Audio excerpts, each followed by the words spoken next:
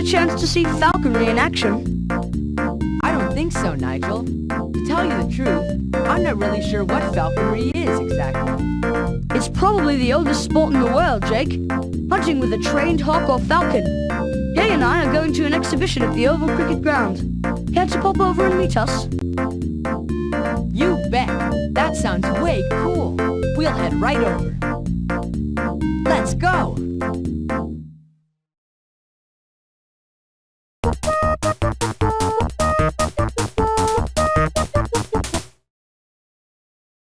Here's Nigel and Gay. Something's wrong. Everyone's looking pretty glum. Sorry, Jake. Looks like the falconry exhibition's blown. Mr. Manley's peregrine falcon, Caractacus, seems to be out of sorts. He won't fly, and boy, Mr. Manley is in a bother. I think something's up. Mr. Manley was muttering sabotage under his breath. Someone's deliberately made his prize bird all wonky.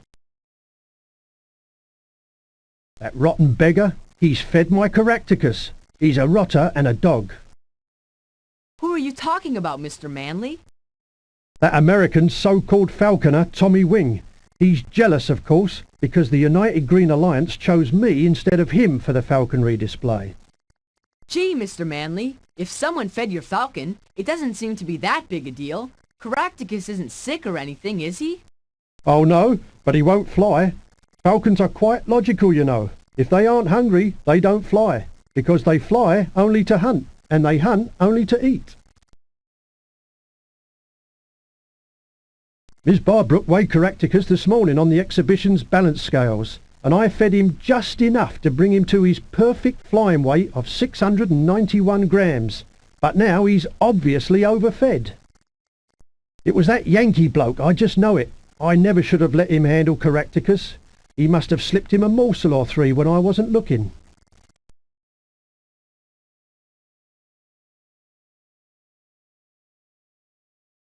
Look, the falconer has put bells on the falcon, so he can track him even if he can't see him.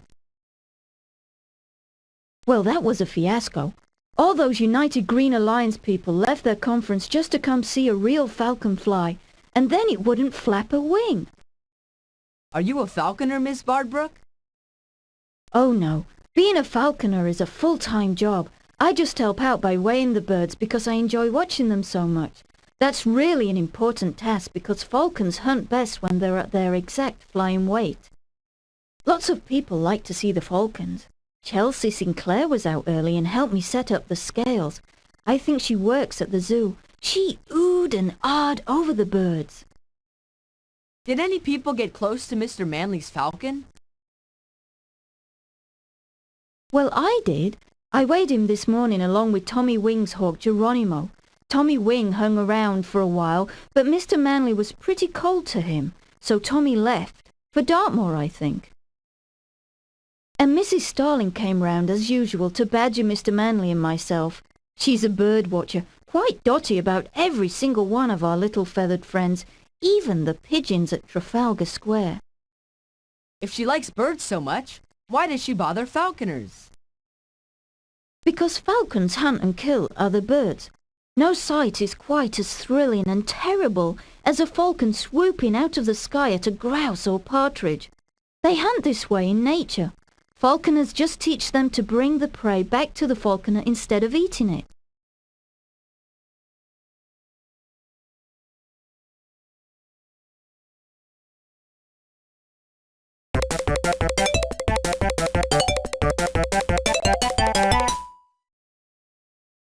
We heard the American falconer, Tommy Wing, took his hawk to Dartmoor. Let's follow him. Get comfortable. Dartmoor's quite a ways out of London, down toward Cornwall. If we reach Plymouth, we've gone too far.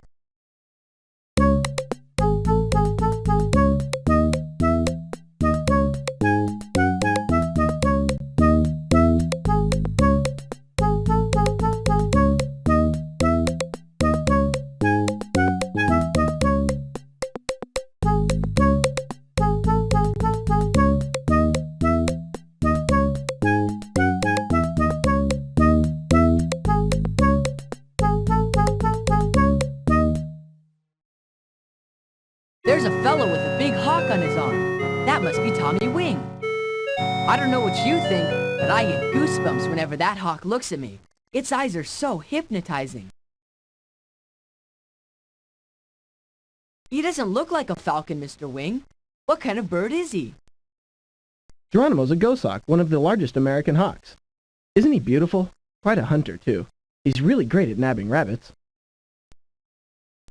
Well, kids, I'd love to give you a little demonstration, but Geronimo doesn't seem to be himself today. I haven't fed him very much this morning, but he acts like he's fat and happy and not interested in hunting. I was wondering, could I pet him? No, it wouldn't be safe. Hawks aren't pets at all, and the ways we show affection to dogs and cats don't mean the same things to them. They live to hunt. Geronimo works with me as long as I'm a good hunting partner.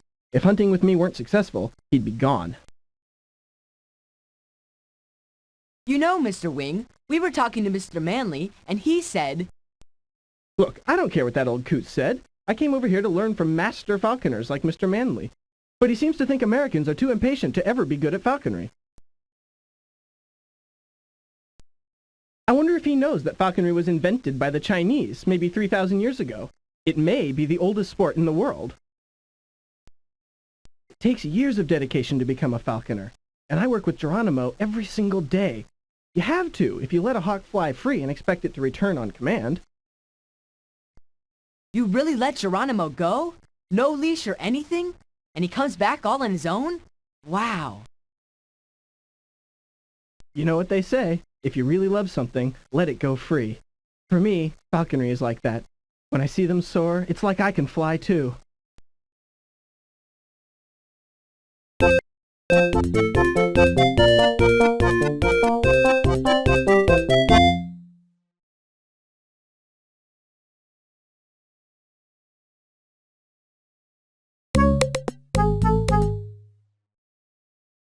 Miss Barbrook thought we could find Mrs. Starling, the birdwatcher, here at Trafalgar Square. And she was right.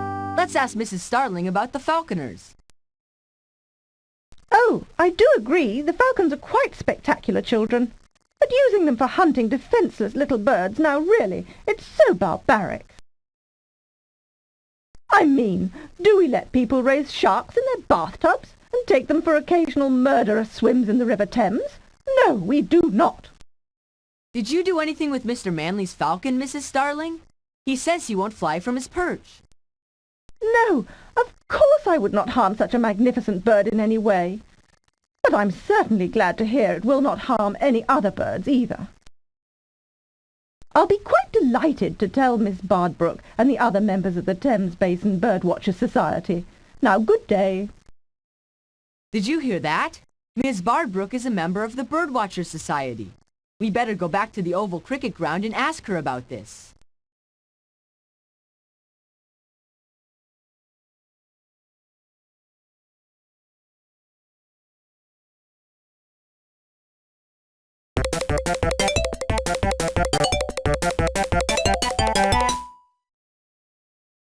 Great!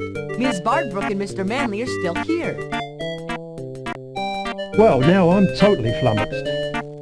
I weighed Caractacus again just a few minutes ago, and the scales say he's exactly at his flying weight. But he still acts as though he's overfed. I just don't understand it.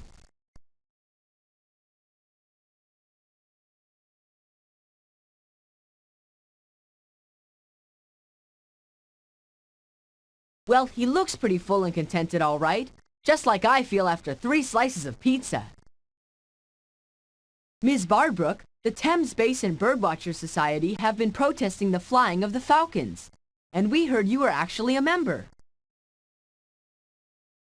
Well, I try to keep it secret around the falconers to avoid misunderstandings, but yes, that's true.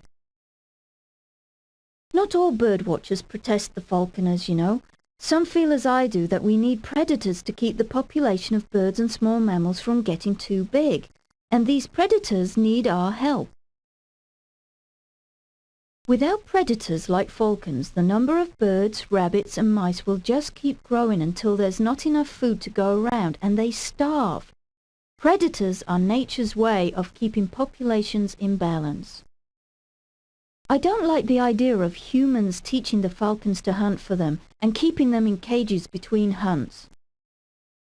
But many birds of prey are endangered species, and many falconers are leaders in the fight to save forests and wetlands from development to protect these beautiful birds. That's why the United Green Alliance sponsored this event, to teach people about the beauty of these birds so they'll help defend their habitats and save them from extinction. At least until the birds are off the endangered species list, we need the falconers' help.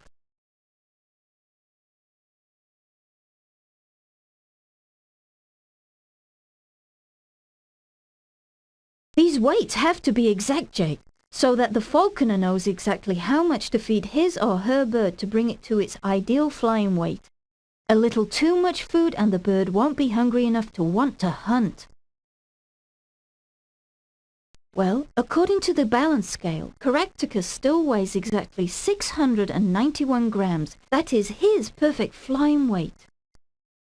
If he weighed more than that, it would mean he'd been fed recently, and then, naturally, he wouldn't want to fly. But this scale says he should be a bit hungry by now. I wonder what's up. Look here, Ms. Barbrook. 75 grams is written on this weight in big letters. But it says 4 ounces in small letters down here, engraved on the weight itself. So that weight is really 4 ounces? Now, how many grams is 4 ounces? If this weight isn't what it seems, it could explain why Caractacus doesn't want to fly.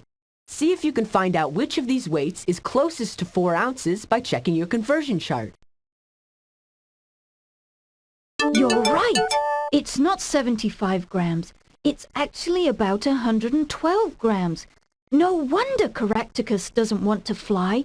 He's 37 grams heavier than his flying weight. Someone's tampered with these scales so that we would overfeed the birds and they wouldn't fly. I wonder who did that.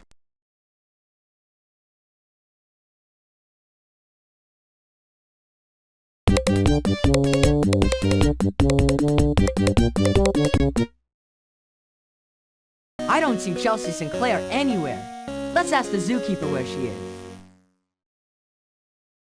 Oh, Chelsea's on holiday today. I think her group's got a big meeting over at the Natural History Museum. Can I help you with anything? We saw some trained falcons today and wanted to ask her some questions about falcons and hawks and stuff. Falcons and hawks are really marvellous creatures. They're very similar, but you can tell them apart by looking at their wings as they fly. The long-pointed wings of the falcons give them terrific speed and manoeuvrability, which they need to outfly other birds. They usually dive on other birds from above and catch them with their sharp talons. Hawks have shorter, thicker wings, good for soaring. They're usually the ones you see gliding over hills, watching for small mammals or other birds to dive down upon. Eagles are like large hawks. All these birds have incredible eyes. They can spot prey hundreds of feet below and keep focused on it as they dive down at lightning speed. So no wonder sharp-eyed people are called Eagle Eyes. That's why we named ourselves the Eagle Eye Detective Agency, because we never overlook a clue. Sadly, many of the world's hunting birds, or raptors, are now endangered species. This includes the bald eagle, which is the national bird of the United States. Ranchers sometimes shoot them to protect their flocks, and sometimes insecticides damage their eggs. The biggest danger to falcons, hawks and eagles is the destruction of their habitat. As more forests are cut down for lumber and wetlands are filled to make room for buildings, the birds and their prey have fewer places to live. Without the right environment, they will disappear.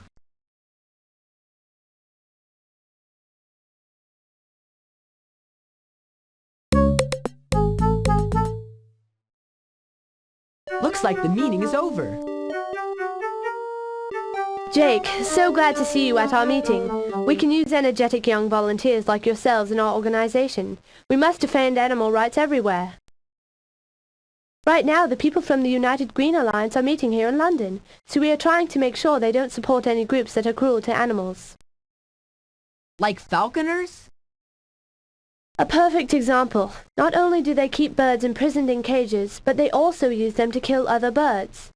These captive falcons aren't hunting for food the way they do in the wild. They're hunting solely for the pleasure of the human beings who have captured them. If you don't like falconry at all, Chelsea, we were wondering why you stopped by the falconry exhibition earlier today. Well, Jake, I was hoping to find members of the United Green Alliance and explain to them why it's wrong for them to sponsor. Oops! My purse ripped open. Drat it all. Don't bother yourselves. I'll pick it all up.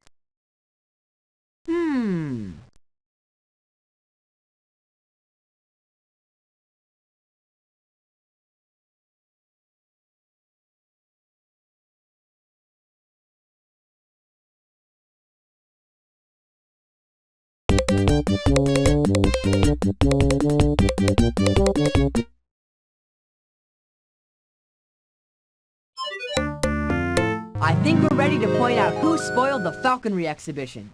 Pick the clues that show how it was done and by whom.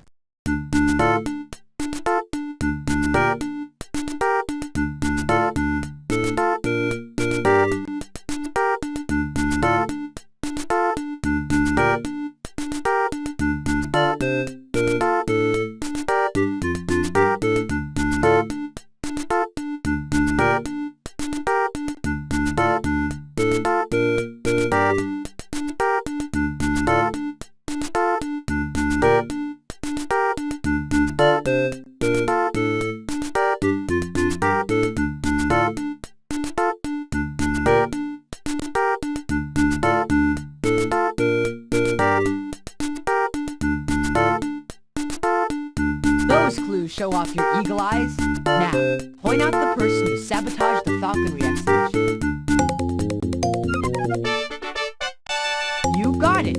Chelsea Sinclair didn't want the United Green Alliance to support falconers, so she cleverly sabotaged Mr. Manley's falconry exhibition. From her work at the zoo, Chelsea knew that falcons must be hungry to hunt. Falconers carefully control this by weighing their hawks and falcons every day on a scale. So when Chelsea helped Miss Bardbrook set up the scales, she took one of the metal weights and put a much heavier one in its place. She cleverly wrote 75 grams in big letters on the weight, so everyone would assume that was its weight. A heavier weight on one side of the scale made the bird on the other side seem too light. When Mr. Manley fed his falcon enough to bring him up to flying weight, he was really overfeeding him. No wonder he wouldn't fly.